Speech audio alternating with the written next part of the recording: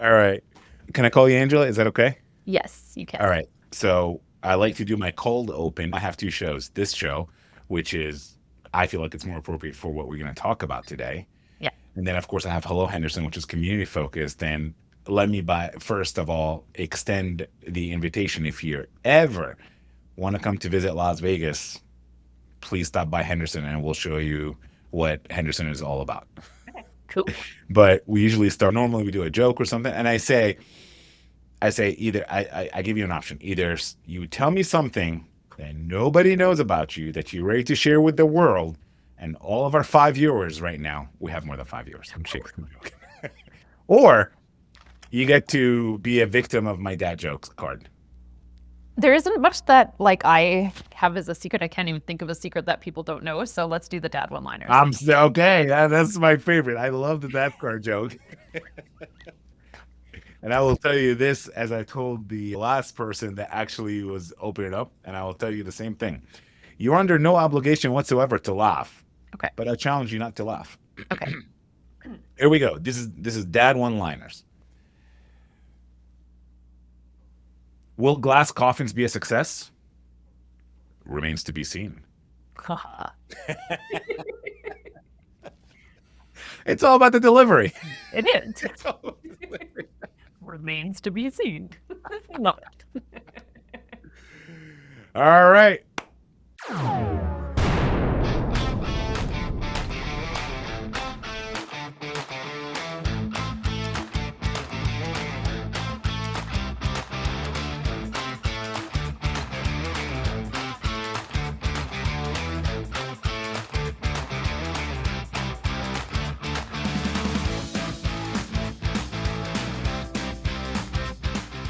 All right, let's do this. Welcome back to Displacement Radio. As always, I am Hoz, and we are here to talk about why work doesn't work.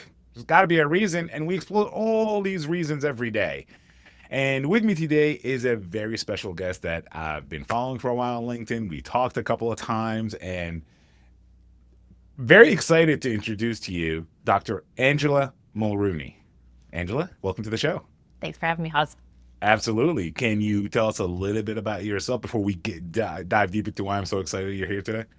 I am a dentist originally who got injured out of her career and moved on to build 5 companies, sold 4 of them, and now I help seasoned professionals navigate the identity crisis that is happening to them and helping them to own their genius, package it, and productize it so they can create massive impact in this world.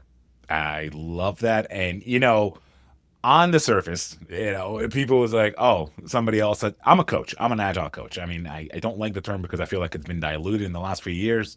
And I'd say, what I do and what you do are completely separate things, right? But they're like cousins. They're within the same vicinity. But what's really interesting is that you hooked me as soon as I heard what your mission, which is, I'm gonna butcher it, but I'm gonna let you say it your own way. Which is, in today's climate, whether it's political or technological or financial, there's this scrutiny towards people like me who are coaches, who are agile experts, who've developed this expertise over the last, in my case, 16, 17 years, that somehow it's kind of being brushed aside and saying, oh, AI can handle that. Well, we're learning now that AI really can't handle a lot of it. And it actually need people like me, like yourself, like others who have garnered this experience over the last, gosh, how many every years in their lives to and develop it into something that AI can actually benefit from. I know I butchered it. I'm going to give you an opportunity to explain it better. Well, my big mission is to solve the identity crisis that is happening to our sideline professionals. That's the quick and easy way of saying it. So, with that, what's happening is a lot of our professionals who have these amazing histories, decades, sometimes even 4 decades, 5 decades, are suddenly not employable. And so they're not even close to being done, but their financial future is a massive black hole right now. It's full of smoke and soot, and they don't know what to do about it. And I am helping them to really reframe their history and help them to understand why the game has changed and how to play the game the way that it needs to be played now, which is very counterintuitive to how we've been culturally raised. I'm born in 1980. So my generation and older were not taught to create visibility. They were not taught to speak up for what their genius is. They were taught to keep their head down and let their history speak for itself. And Let your work speak for itself, so to speak. exactly. Yes. Yeah, it's funny you say that because I was reading something, and LinkedIn is full of articles and posts and whatnot. But there's been a trend of be seen. The historical let your work speak for itself is kind of not I don't want to say non-existent. That's really not fair to say, because I feel like if you're seen and then you actually start doing the work and you don't live up to the expectation of the work that you've been talking about, you're kind of painted as a fake, right? Yes. I call them false prophets. False. The ones who have a beautiful exterior that looks like they're an expert, and then when you dig in, there's nothing behind it. So, Right. Actually talk about your origin story, because it's such an interesting story. okay. It really does show what you do is so important, and it's so achievable for anybody to do it. So let's talk about your origin story. You were a dentist, right? And tell us how you went from being a dentist into this corporate world that you're in right now. So I had wanted to be a dentist since I was 2. So I always had this thing about teeth. I would convince people to lay down and let me poke around in their mouth since I was little. And so that turned into actually becoming a dentist. And I built a practice that catered to people who were afraid of the dentist. So we catered to cowards. And because I had, it's a lot of people. And most dentists don't want to deal with the people who are afraid of the dentist because it takes extra time. You have to nurture them, get them really comfortable. And I loved working with that population because I had originally worked with scared little kids. So moving to scared adults was pretty much the same thing, except scared adults say way meaner things to you because they have the vocabulary. And so a lot of dentists 20, 30 years my senior were sending me patients. I acquired a skill set that allowed me to do IV sedation. I was doing sleep apnea. I could do full mouth rehabilitation. And everything was exactly where I wanted it to be. And then I started having pain in my drilling hand. And for about 4 months, I pushed through because I was taught to warrior up and just, grit it out. And then on a Thursday morning, about 5 hours into a massive surgery on a patient, I went to pick up my hemostat. And when I turned over my hand, my hemostat wasn't in my hand. Oh. I reached again and watched my hand and asked it, come on, you can do this. So I motioned over to my assistant. I'm like, okay, come out of the room for a second, and told her, well, the pain I've been having the last 4 months, well, my hand isn't working at all right now. So you are going to have to help me with my surgery. My left hand is very dexterous. So I was like, I'm going to use my left hand. You're going to use both your other hands to support. I'll tell you where you need to be so that you can be the balancing of the suturing. And we were able to get her put back together and safe. And that day I went to the doctor, and the doctor told me, you cannot touch another patient until we get this figured out. By 6 months after that, still didn't have a diagnosis. I'd kept my team on full time and was now on bankruptcy's doorstep, a week away. I finally decided to throw my last bit of money at trying to get this figured out, flew down to the Mayo Clinic and got a diagnosis within a couple of days. And I was told that I had focal dystonia. So what that is actually, it's a neurological injury from overusing your fine motor skill. So my beautiful career had actually killed my beautiful career. And it was game over at that point for my clinical dentistry. Wow. And from there, you pivoted into your profession now, which is, again, I mean, I don't want to jump ahead, but I feel like there was a gap there where you figure out how to get, was it like almost an overnight success, how you got so many followers on LinkedIn? You had a strategy, developed a strategy to get followers, to get content out there. I've always been counterintuitive. Like the practice that I bought it during the global financial crisis. I bought it in the worst part of town at the top of a professional building. We had no street visibility. And I turned it around. We doubled production per year. So I always did things that were counterintuitive. After I sold my practice, then I built my professional dance company. And I leveraged Facebook to do that. A year into that, I was like, well, I've spent a lot of money getting the education that I have outside of becoming a dentist. And so I decided to start helping dentists with their profession. And most dentists really don't love their job. So I wanted to help them to be as passionate as I was, because power tools and blood, playtime. So I wanted them to be able to feel that too. And so I built my consultancy leveraging LinkedIn, which everyone told me, dentists aren't on LinkedIn. And I was on LinkedIn as a dentist. So I figured people who were like me, who thought like me, were probably going to be on there. So in a year, I went from 200 to 12,000 dental industry followers and took the consultancy global. And because I had done what I had done with that, people started asking me, okay, I saw what you did with your LinkedIn. Do you think you could do that for me? And I wasn't really sure if I could. I had documented what I had done, but I wasn't sure if I had just had a magical situation, a unicorn situation, or if it was replicable. So I started helping some people out with theirs, and it was 100% replicable.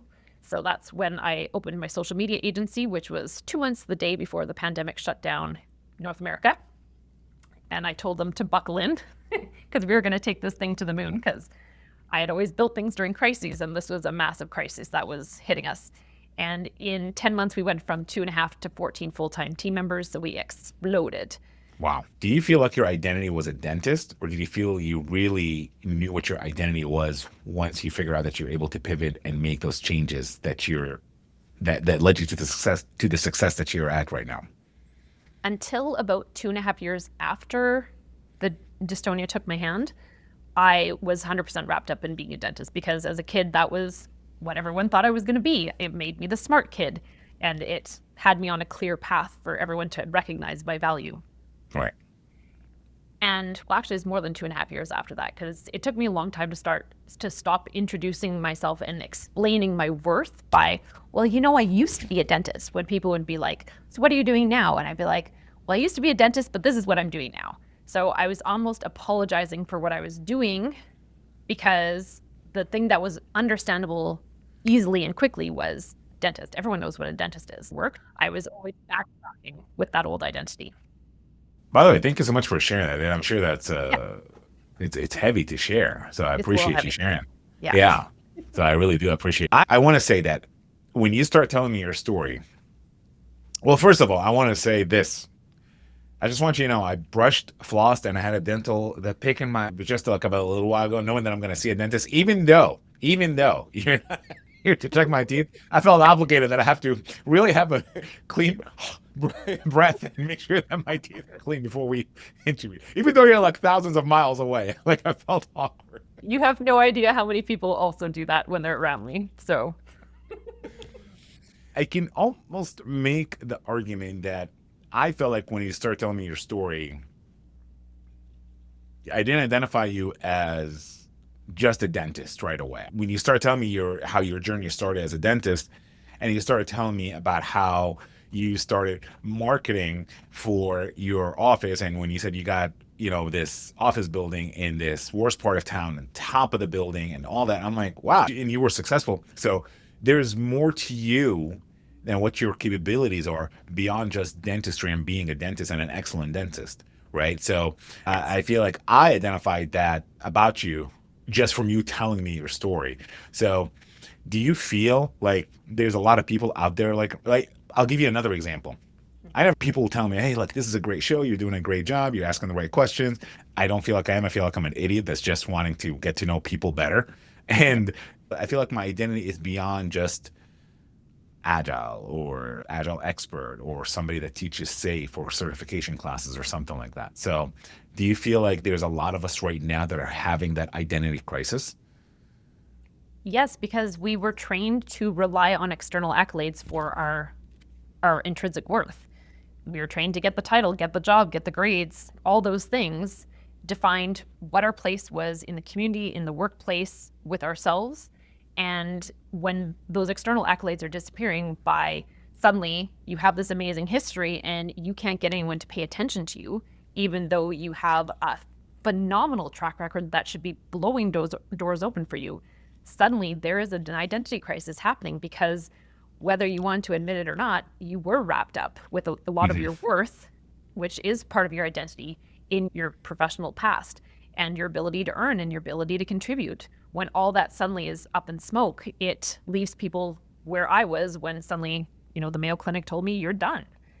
And I was lost for a long time because it was my identity. And again, my financial future was gone.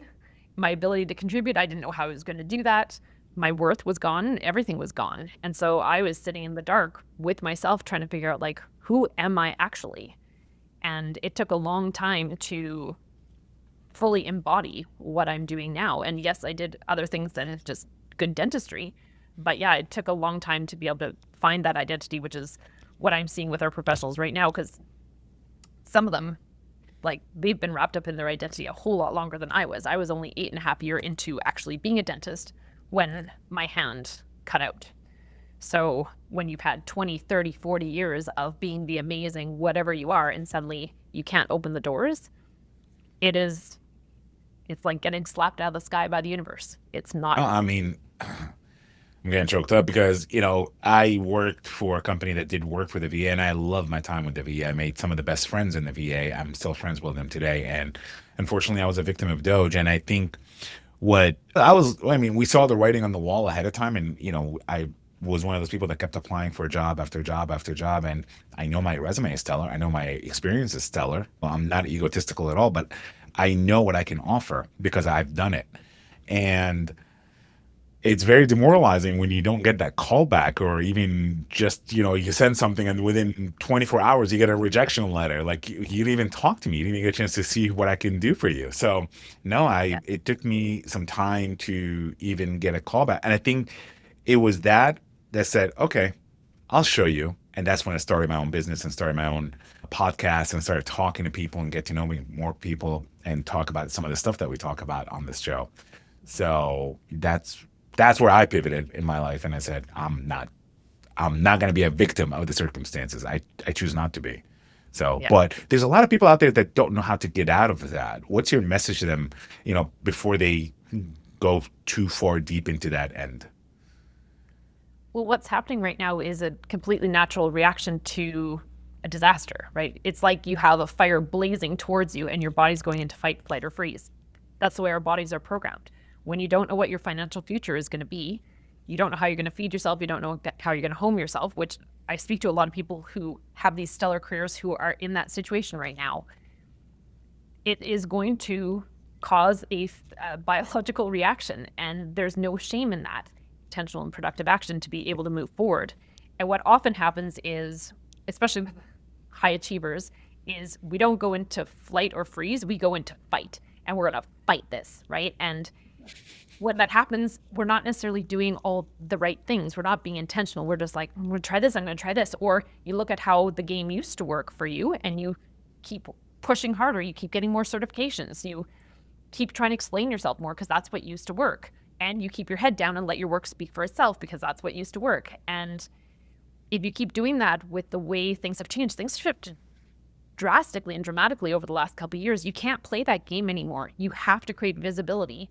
And it's really hard to create visibility if you are having a biological reaction, fight, flight, or fright, because it comes through when you're trying to put yourself out there. So this is one of the things I talk about in the relevance workshop is, like, we need to get out of that state.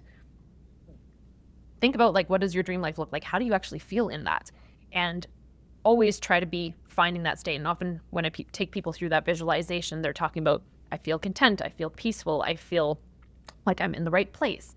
And so it's like every time you have a spike of adrenaline because the fire is barreling down towards you, figure out what it is that caused that, and then step back from it and figure out, okay, how am I going to get my body under control and get intentional and productive about the action that I'm going to be taking so that I can move forward in the right way, not just putting in more effort that's just going to spin my wheels and dig me deeper into the mud.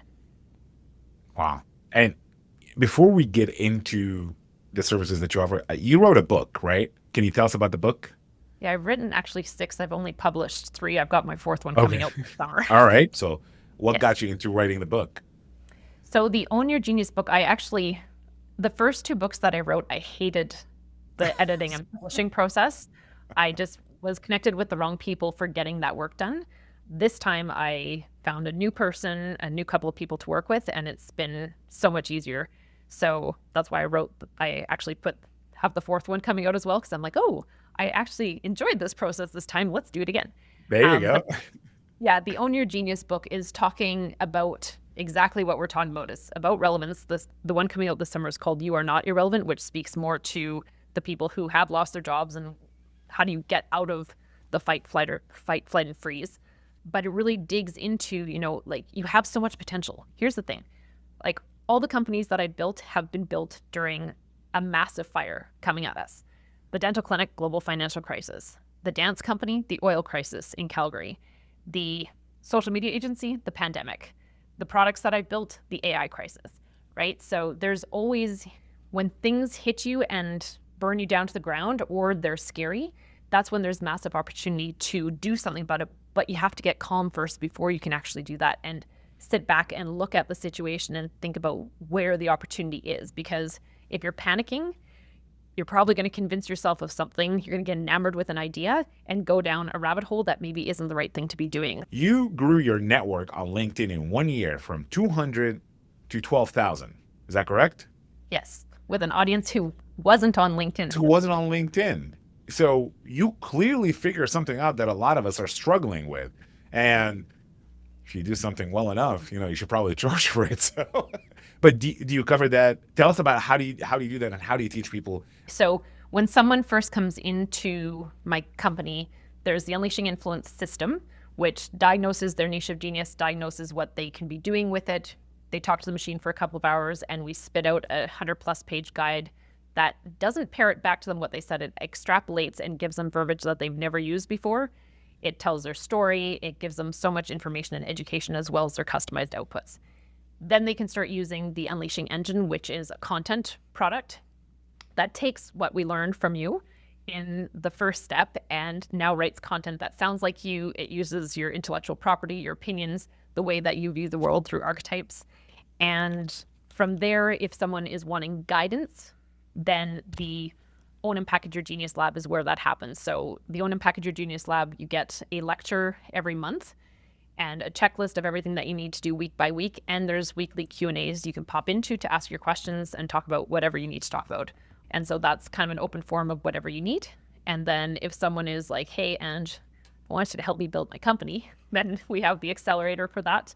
And if someone also wants to build intellectual products, we have the Genius Institute for that. Wow. So you got a full-on service to have anybody just like get off the ground and do what they need to do. Absolutely. Wow. So what are people doing wrong? I see it. I'm on LinkedIn almost every day, if not 5 times a day. And I see what people put on LinkedIn. And I've used AI to write stuff before, and I've gotten out of that.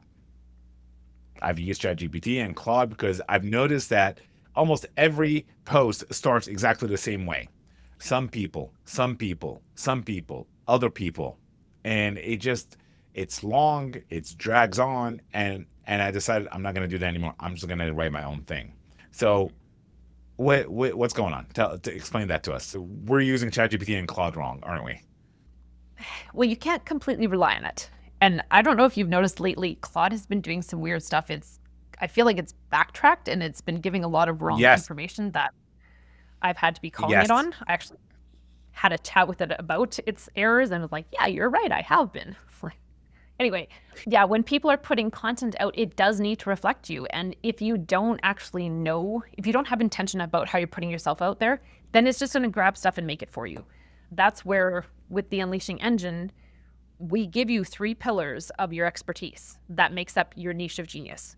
And this is how you play the algorithm game right now, is it's fingerprinting your topics. So if you have more than 3 topics that you talk about, then it doesn't know how to fingerprint you. And so it kind of goes spaghetti against the wall. If you have 3 main topics that you keep showing up for, then it starts to know, okay, this is what you're an expert at. And then it starts putting it out to the people who are interested in that. And it used to be a content game and an audience building game where, if you built an audience, they were going to see your stuff. Now they've changed the percentage of what goes to where, and a lot of it is actually 2nd and 3rd degree connections that are going to be seeing your stuff. So that's where the fingerprinting of your topic is really important, because you want it going to the right people instead of it guessing what could apply to someone. So clickbait does work, but if you are a thought leader and you're trying to showcase your expertise to the world and help them understand what your beautiful history means to the people who need you, then you don't want to be playing the clickbait game. You actually want to be showcasing your knowledge, and 2 to 3 posts per week doing that, staying in your fingerprint or your topic fingerprint group is really important. And we really do try and make that easy for you with the Unleashing Engine. And our stuff doesn't sound AI generated because it leverages how you spoke to the machine when we were interviewing you to build your actual 100-page document. So I do want to circle back to the relevance of what you're doing and how important it is, because what I said at the top of the show was that, and you see a lot of memes, you see a lot of reports, speaking of clickbait, but there are actual valid reports out there that a lot of those big companies, and I'm not going to name them, people can Google them, they've made the decision a few months ago, late last year, and as recent as maybe 3 months ago or 2 months ago, where they're letting go of everybody in middle management, letting go of everybody who does this or does that, all the soft skills, tech adjacent stuff, even some developers, in favor of AI. And now it's like there is a regression. There's a regret about that. People those folks that made that decision, they're like, maybe we shouldn't have done that. Now, I do agree AI will probably replace certain jobs, certain functions, certain individuals. If you're a Scrum Master or a product owner or an Agile practitioner who is just there running reports, status quo stuff, you are going to get replaced by AI probably. But there's a lot of folks out there really good at their craft who are being replaced by AI, and now they're sort of being asked to come back. So why is it important for people to follow your advice, sign up to your program, and follow in your footsteps to show, hey, you made a mistake? If you're not creating visibility, even if you are amazing at things, someone else who has visibility when they're looking to call back that kind of a professional, the person who has visibility is going to be the one who's called back, not you. And so you do have to be creating a footprint for people to be able to find you. They have to be able to see that you are still doing what you're doing or that you're doing something new. Because what often happens is we get pigeonholed into, like, people still think I'm a dentist. And when they look at the work that I'm doing, they're like, especially people who knew me before, like, oh, you must just work with dentists on this. And I'm like, I rarely work with dentists. Just because I'm a dentist doesn't mean that's what I'm doing. If you dig into my stuff, like, most of my people are from the tech world and innovation space, not from the dental world.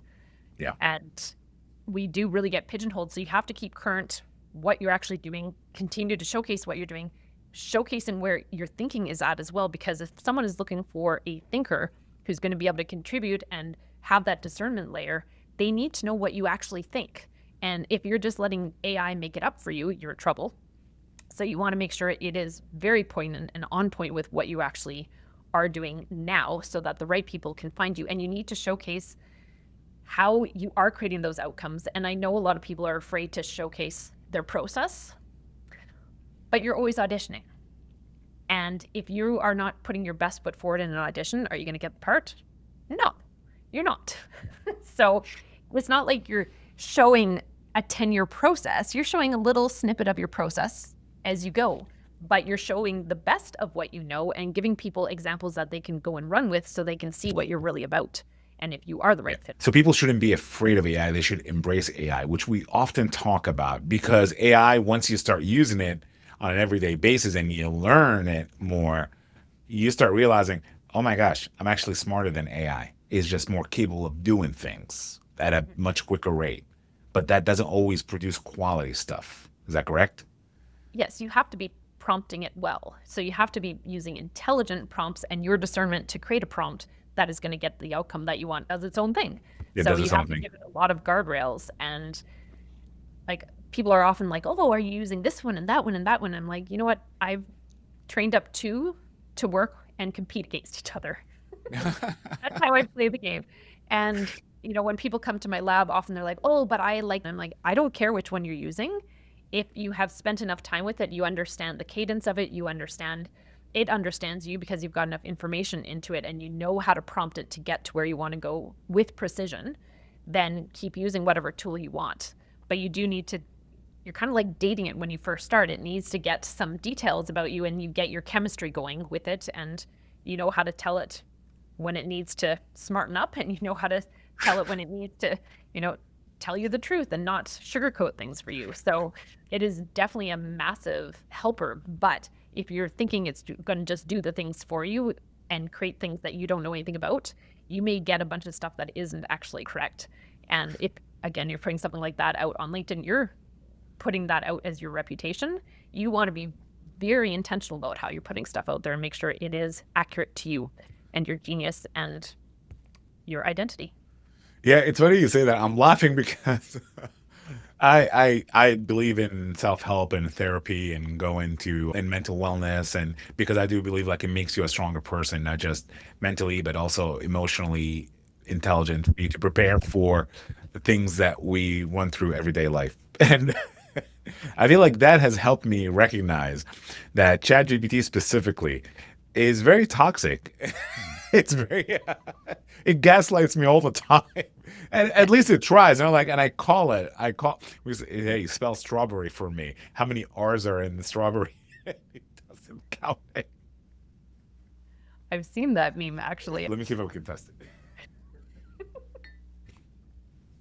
All right. ChatGPT. I'll do it on Claude and let's compete them. All right. So I'm gonna talk to it. Hey there, Frankie. How you doing? I'm doing well and ready to roll. What's on your mind today? I was wondering how many R's are in strawberry? Well, if you're counting them up, there are 2 R's in strawberry. And fun fact, both are quite delicious. Okay. Can you spell strawberry for me and just count the R's as you spell it? Sure thing. It's spelled STRAWBERRY. That's 2 R's. Just enough to roll off the tongue. Okay, but I just counted 3 R's. How did you come up with 2 R's when I just counted 3 R's as you're spelling it? You got me there. No magic tricks. You're right. There are 3 R's. I must have been daydreaming about strawberry shortcake. Good catch. That's straight up gaslighting, Dr. Angela Mulrooney. That's a straight up gaslighting. Oh, that is scary, actually. See, if I often refer to AI as the college intern that does the job and it gets it right 50% of the time. But with this hallucination, as they call it, I guess, I believe that's what they call hallucination. It's like, well, can I even trust that 50% that you're giving me? But I like what you said is that you use it for your practice, is that you give it the guidelines, you give it the guardrails, and that's my favorite word, by the way, given that I do a lot of portfolio management and transformations in my world. Governance, guardrails. Give people the autonomy, but give them the guardrails to operate within. Same thing with AI. I don't know why we don't do that, but I'm glad you brought that up. Can you speak to that a little bit? Well, I think we got enamored with the idea that it could do things, and it does sound convincing. And if you're not watching, like, it is so sycophantic. So it is a yes man, yes woman, whatever gender you assign to it, or maybe it's genderless. But you have to be careful with it because it will keep encouraging you to go down that path unless you say, hey, That rabbit this hole, doesn't yeah. like I have different lenses that I say, hey, I need you to check this as a world-class copywriter. I need you to check this as this person that I follow. And then I will also go to ChatGPT and I'll give it the same thing. I'll give it the same assignment. And then I'm like, hey, Claude, this is what ChatGPT said. And then I compete them against each other. And then we get to something that is actually more cross-referenced. And Still Gemini is just sitting in the background laughing at everybody. I know. Yeah, I haven't gotten into Gemini. When I first tried it, I didn't like it, and I haven't gone back to try it. Got a good system going with the tools that I It's have. gotten So better, that's for sure. It's gotten better. It's gotten a lot better from when Claude and ChatGPT first came out. I can assure you that. But it still is playing catch up. But it is, I feel like they're all tools. One of my good friends, Mark Fallon of Projection, he says, we teach businesses that AI is a tool, but the problem is that it's more like a toolbox, but everybody treats AI like a hammer when it really, it's a toolbox that you have a hammer, a wrench, a screwdriver, a ruler. So there's a lot of tools that you can use AI for. And I think everybody's using it just as a hammer when you really shouldn't. So that's shout out to Mark. All right. Uh, let's talk about the customer journey when they sign up with you. Let's pretend that, you know what, I make pasta better than everybody else and I make it from scratch and I want to capitalize on that. And so walk me through that journey. When somebody signs up with you, what should they expect? When they should start expecting to see some results, whether it be followers or content creation, whatever. Just explain to me that customer journey. So anyone who comes into my ecosystem has to go through the Unleashing Influence system because it is so diagnostic and revelatory to the person, not only to me once I go through their information as well. So that starts because anyone who's coming in feeling a bit discombobulated, when they go through that interview, spending 2 hours talking about themselves, getting poked from all these different questions and dimensions, they start to see themselves in a completely different light. And then once they get the 100-page document, it's an objective reading of who they are. And it is so accurate. We've never had someone come back and be like, that doesn't seem like me at all. Everyone is shocked at how accurate it is. And that just sets them on a path to actually do something. They feel bold because they now are centered in themselves. They don't care what's happening out here. They don't care what the external accolades used to be. They are owning their genius with themselves and they are locked and loaded to do something about it. So if someone is, say they come to the lab, which I do encourage people who are trying to create the visibility, come to the lab because you have me as a guardrail. You have me to talk to every week and you have the most up-to-date LinkedIn strategy given to you every month as well, and exactly what you need to do day by day to get there. So one of my clients who was in the lab, she was less than 2 months into the lab and she already landed 6 new clients at $1,200 per month per client. Wow. For a $247 per month investment. Wow. So what happens is when you actually are clear in the market, everything starts changing. Your sales calls start changing because you are clear with yourself as to what you're doing and you're not hesitating. If you hesitate, the person on the other side, whether they're on a camera, they're sitting with you in a coffee shop, they can feel your hesitation. They don't necessarily know what's wrong, but they know something is off. And then the trust, their brain is trying to find what is wrong with it. And what often happens is they're like, ooh, can I get a testimonial? Can I see some of your actual client results? Can I see stats? They start really digging in for a lot more information. And it doesn't mean that you don't have all that information, but if you hesitated, you open the door for someone to go to someone else. It's just the same as having 12 different things in your LinkedIn profile, headline versus one. People don't have time to slow down and figure out what it is. They're like, something is off, moving on. So that's kind of a typical outcome for people. So my last question to you is, what do you say to those people who are just afraid to take that plunge, or they love talking about what they do, but they just feel like, oh, I'm not a salesperson. I feel embarrassed asking people for money. Like I'm shying away from that no, and I'm afraid that I'm going to turn off people from like wanting to create that relationship, or I'm going to lose followers if I start asking for money or something like that. Yes, people are uncomfortable asking for money, for sure. Money is still a taboo subject. Sensitive, yeah. But what happens is, the bigger problem is when someone has been working for someone else, they're representing something outside of them. So Yes. even if they were stellar at that, if they didn't win what they thought they were going to win, maybe they didn't get the accolade that they thought, it is external to them. When you're selling yourself, creating visibility for yourself, and potentially asking for money for what you're doing, if you're going out as an entrepreneur, if you get rejected, that's now personal. And if you are not solid in your mission, and in the Unleashing Influence system, we give you an extended description of your niche of genius, that's something that people come back to over and over again, especially if they have an ego hit with something not going the way that they want it. So it is hard to get back up, especially if you have this history that was stellar and now suddenly you feel like you're failing over and over again. And usually what you need someone who can give you some guidance, who can see things from the outside. Like if you're trying to do something new and you're not asking for help and getting guidance from someone who's been there and done it many times, you're going to make a lot of mistakes. And a lot of people right now don't have the time. They don't have the financial runway to make a bunch of mistakes. They need to get going fast and doing it the right way and intentionally and getting wins as quickly as they possibly can. Can I add something to that if you don't mind? And we can take it out if you don't agree with it. But I'd add on to that and say you want that first no. You want your no to be. You want your first try to be a no. And as a matter of fact, you'd want the first 3 to 5 no's because in my case, it encouraged me to go even further, harder, stronger. So that's just how I feel. But I don't know if you disagree with that or not. Well, I think if you have guidance, you don't have to go through the process of failing over and over again. Right. Like someone helping you to get out there clearly, get out there confidently, getting out there centered, and you can be getting those wins right away. One of my clients, she came to me after a 40-year tech career. She had gone out for 6 months trying to land consulting agreements, and she was a famous C-suite executive. And she was getting consulting contracts, but they were below her qualification grade.